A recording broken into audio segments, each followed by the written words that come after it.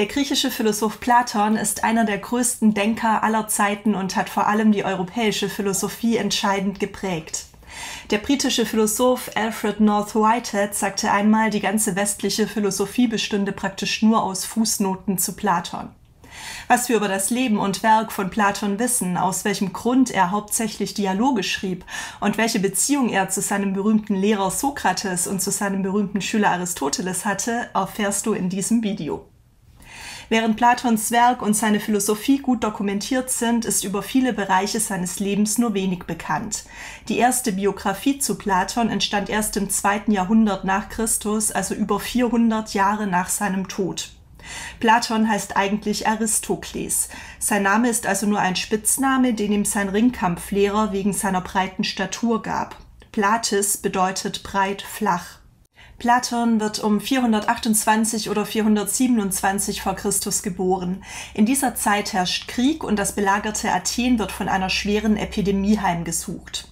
Platons Familie gehört zur höchsten Aristokratie des Stadtstaates und ist nicht nur vornehm, sondern vermutlich auch reich.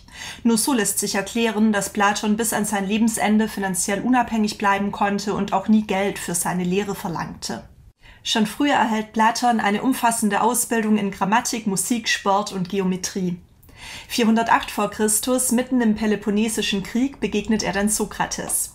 Platon möchte sich gerade Waffen besorgen, um sich den Truppen Athens anzuschließen, als Sokrates ihn zur Rede stellt und ihn davon überzeugt, sich voll und ganz der Philosophie zu widmen. Diese Begegnung verändert sein Leben. Platon hört auf, Tragödien zu dichten und verbrennt alle seine Stücke. Den Stil behält er jedoch in seinen berühmten philosophischen Dialogen bei. Für kurze Zeit interessiert er sich auch für eine politische Karriere, lässt diese Ambition jedoch schnell fallen. 399 vor Christus findet der Prozess gegen Sokrates statt. Dieser wird beschuldigt, die Jugend zu verderben und nicht an die Götter zu glauben und schließlich zum Tode verurteilt. Platon ist zutiefst empört über dieses Urteil. Weil er selbst um sein Leben fürchtet, flüchtet er mit einigen Freunden nach Megara, 40 Kilometer von Athen entfernt. Er schreibt weiterhin Dialoge, unter anderem Gorgias, Protagoras und Charmides. Diese Dialoge sind stark von den ethischen Überlegungen des Sokrates geprägt und Sokrates spielt darin die Hauptrolle.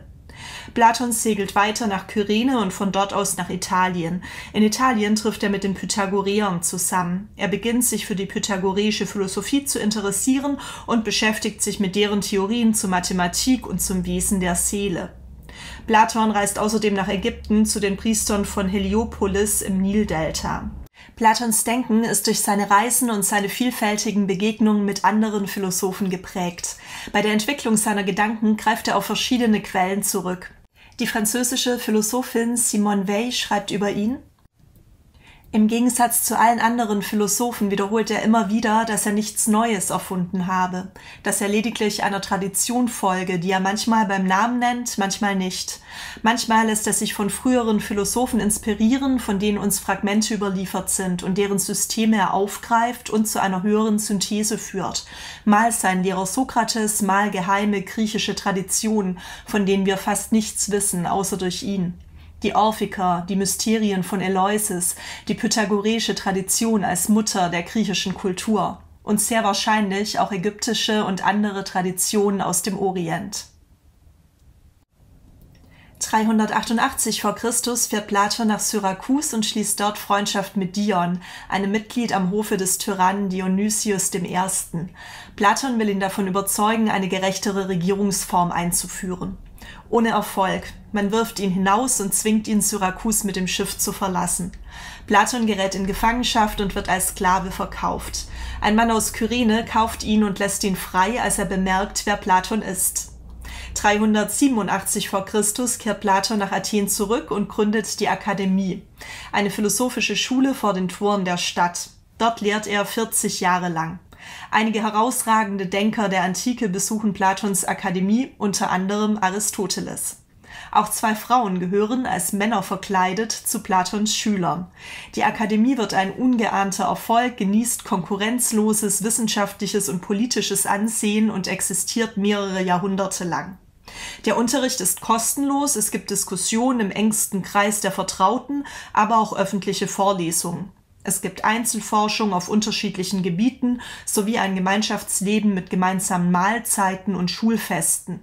Während dieser Zeit schreibt Platon einige seiner wichtigsten Dialoge, unter anderem Symposion, Politeia, Phaidon, Phaedros, Menon und Theaetetos, und entwickelt seine Ideenlehre und die Theorie der Wiedererinnerung. In den Dialogen lässt er weiterhin Sokrates als Hauptfigur sprechen. 366 v. Chr. reist Platon zum zweiten Mal nach Sizilien. Dion von Syrakus bittet ihn, seinen Schwager, den Tyrannen Dionysius II., den Jüngeren, in Philosophie zu unterrichten. Doch Dionysius II. Verbannt Dion und Platon, der gehofft hatte, mit seinen Ratschlägen dem Herrscher von Syrakus den Weg zum Guten und Gerechten zu weisen, wird in politische Machtkämpfe hineingezogen. Er kehrt ernüchtert nach Athen zurück. 361 v. Chr. Ruft Dionysius II. Ihn erneut zu sich. Platon wird auf Sizilien festgehalten, kommt aber schließlich frei. Die letzten 13 Jahre seines Lebens verbringt Platon an der Akademie und verfasst die Dialoge Timaios, Kritias, Sophistes und Nomoi. Im Gegensatz zu Politeia, wo es darum geht, sich aus der Vielfalt der Erscheinungen zur Idee eines Idealstaates zu erheben, schlägt der Dialog Nomoi nun vor, von der platonischen Utopie wieder herabzusteigen und sie konkret umzusetzen. Die Figur des Sokrates tritt in den Hintergrund und verschwindet in den Dialogen Nomoi und Sophistes sogar vollständig. Platon lebt stets ein einfaches Leben, ernährt sich vegetarisch und verlangt viel von sich und seiner Umgebung. Er stirbt 346 oder 347 v. Chr. Und wird auf dem Gelände der Akademie begraben. Im Allgemeinen unterscheidet man bei Platon 3 Werkphasen. Diese haben auch etwas mit der Rolle von Sokrates zu tun.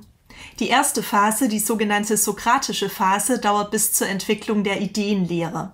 Sokrates ist in dieser Phase in den Dialogen sehr präsent und Platon bemüht sich, die Dialoge wie reale Gespräche aussehen zu lassen. Auch der Zeitrahmen ist noch realistisch. Inhaltlich geht es meist um die Frage nach der Definition einer Tugend oder eines Wertbegriffs. Häufig enden die Dialoge in der Aporie, also mit der Erkenntnis des eigenen Nichtwissens und ohne ein konkretes Ergebnis.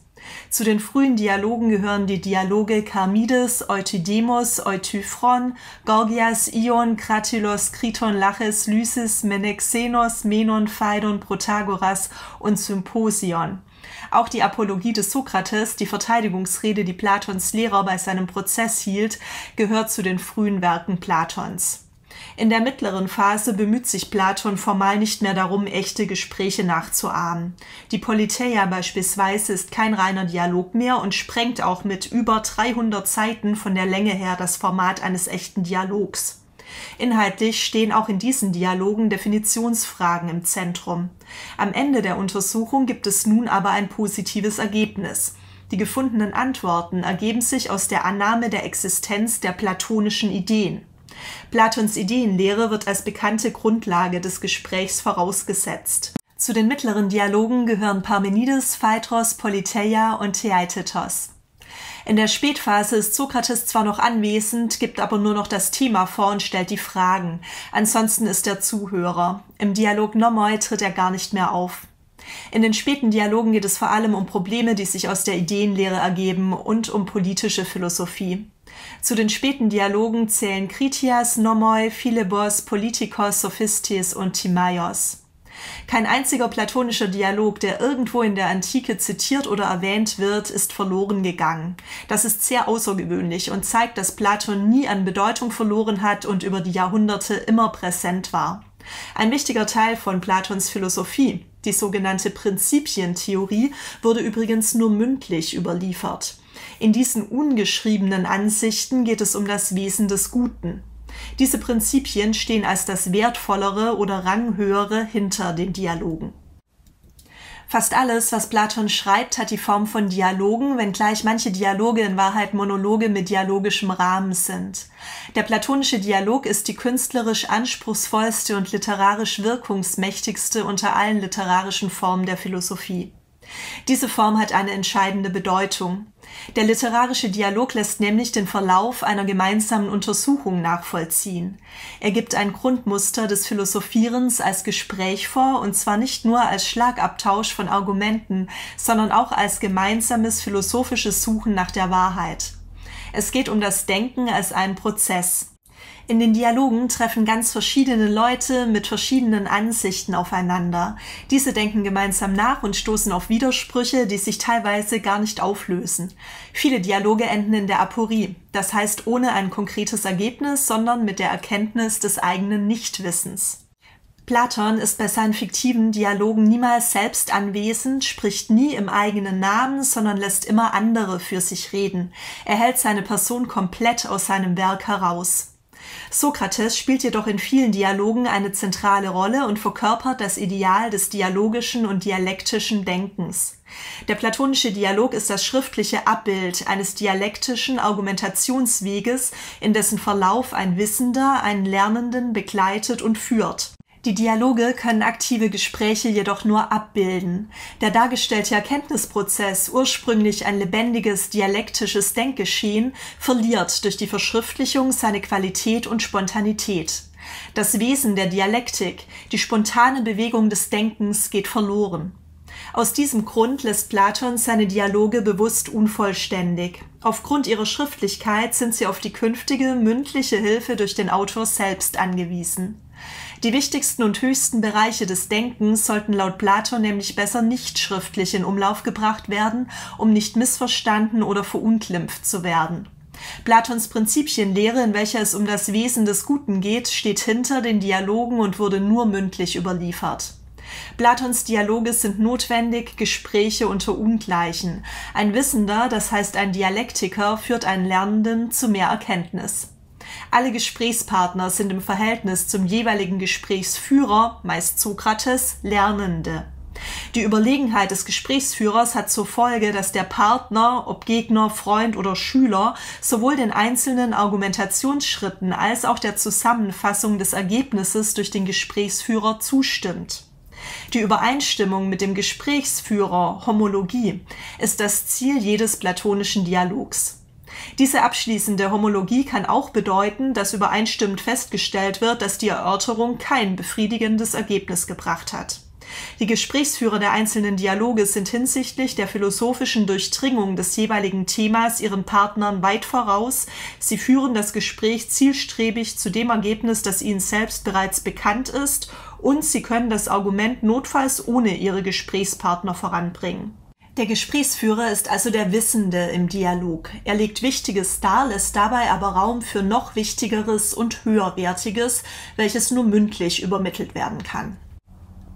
Sokrates war Platons Lehrer und hat ihn stark beeinflusst. Platon ist 20 Jahre alt, als er sich dem 62-jährigen Sokrates anschließt.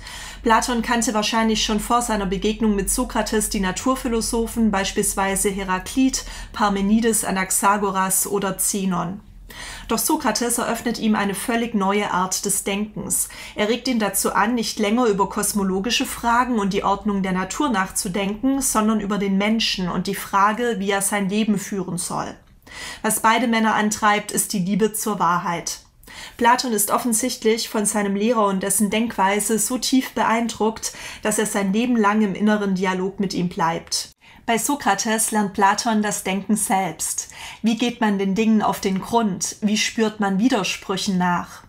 Sokrates verfasst keine eigenen Schriften, sondern philosophiert mündlich mit jedem, der sich auf ein Gespräch mit ihm einlässt. Er vergleicht sich selbst mit einer stechenden Pferdebremse und geht vielen Athenern mit seinen bohrenden Fragen auf die Nerven. Er verwickelt Leute in Gespräche auf dem Marktplatz oder an den Sportstätten, wo die jungen Männer der Oberklasse ihre Tage verbringen. Er philosophiert mit jedem, den er in ein Gespräch verwickeln kann, trägt dabei aber keine eigenen Meinungen oder Ansichten vor, sondern erfragt vor allem die Meinungen seiner Gesprächspartner, um sie dann einer kritischen Prüfung zu unterziehen. Für seine Respektlosigkeit wird er schließlich zum Tode verurteilt. Er lehnt es ab, mit der Hilfe von Freunden zu fliehen und trinkt einen Monat nach seiner Verurteilung im Beisein seiner Schüler den Giftbecher. Platon, damals 29 Jahre alt, ist krank und kann nicht dabei sein. Platon ist tief erschüttert über die Hinrichtung seines Lehrers und verzeiht den Athenern nie, dass sie Sokrates zum Tode verurteilt haben. In der Apologie des Sokrates lässt er Sokrates zum ersten Mal sprechen. Die Apologie ist eine Gerichtsverteidigungsrede, die Platon in Sokrates Namen schreibt und mit der er den Athenern vor Augen führen will, welchen großartigen und außergewöhnlichen Denker sie umgebracht haben. Auch in Platons berühmtem Höhlengleichnis findet sich eine Anspielung auf die Hinrichtung des Sokrates. Der in die Höhle zurückgekehrte, zur Erkenntnis gelangte Philosoph, der andere Menschen zu wahrer Erkenntnis bewegen möchte, wird verspottet und begibt sich in Lebensgefahr. Aristoteles ist der Schüler von Platon. Er ist ebenfalls Philosoph, denkt und schreibt aber ganz anders als Platon. Aristoteles prägte die westliche Philosophie in gewisser Weise genauso stark wie Platon. Aristoteles tritt 367 v. Chr. Im Alter von 17 Jahren in Platons Akademie ein. Er bleibt dort etwa 20 Jahre lang bis zu Platons Tod 348 v. Chr. Er ist ein sehr eifriger Schüler, liest viel in der Bibliothek der Akademie, weshalb er bald den Spitznamen der Leser erhält. Nach einigen Jahren darf Aristoteles eigene Vorlesungen halten. Aristoteles interessiert sich sehr viel mehr für Naturwissenschaften als Platon. Mit der Zeit entfernt er sich immer mehr von seinem Lehrer. Beispielsweise kritisiert er von Anfang an Platons Ideenlehre, die er für eine unnötige Verdopplung der Welt hält. Angeblich hat Platon über Aristoteles gesagt, das Fohlen trete gegen seine Mutter. Aristoteles schreibt anfangs wie Platon Dialoge, beginnt aber bald systematischere Schriften zu verfassen. Viele der erhaltenen Schriften von Aristoteles sind wahrscheinlich Vorlesungsmanuskripte. Außerdem teilt er die Philosophie je nach ihrem Gegenstand in Sparten ein: Physik, Biologie, Mathematik, Politik, Ethik, Rhetorik und so weiter. Das ist der Beginn der Systematisierung der Philosophie. Die Entwicklung von Aristoteles zeigt, dass die Studenten an Platons Akademie ihre eigenen Interessen verfolgen und ihre eigenen Gedanken entwickeln konnten. Für Platon war es selbstverständlich, seine Philosophie in der Akademie zur Diskussion zu stellen. Außerdem war er sehr tolerant gegenüber anderen Meinungen. Die Akademie war ein Ort intellektueller Offenheit und Toleranz, in der sehr verschiedene Denker- und Forscherpersönlichkeiten unabhängig ihre Studien und ihre Lehre betreiben konnten. Verbunden waren sie durch das platonische Ideal der zweckfreien Suche nach der Wahrheit. Im Jahr 330 v. Chr. Gründet Aristoteles dann, dem Beispiel seines Lehrers folgend, in Athen seine eigene Akademie, das sogenannte Lykaion. Platon ist bis heute der meistzitierte Philosoph der Welt. Er prägte wie kaum ein anderer das abendländische Denken, unter anderem die christliche Religion. Welcher Aspekt von Platons Leben und Werk beeindruckt dich besonders? Schreibe deine Gedanken sehr gerne unten in die Kommentare. Mit dem Quizlet-Lernset Platon, Leben und Werk kannst du dein Wissen jetzt überprüfen. Viel Spaß beim Lernen und bis bald!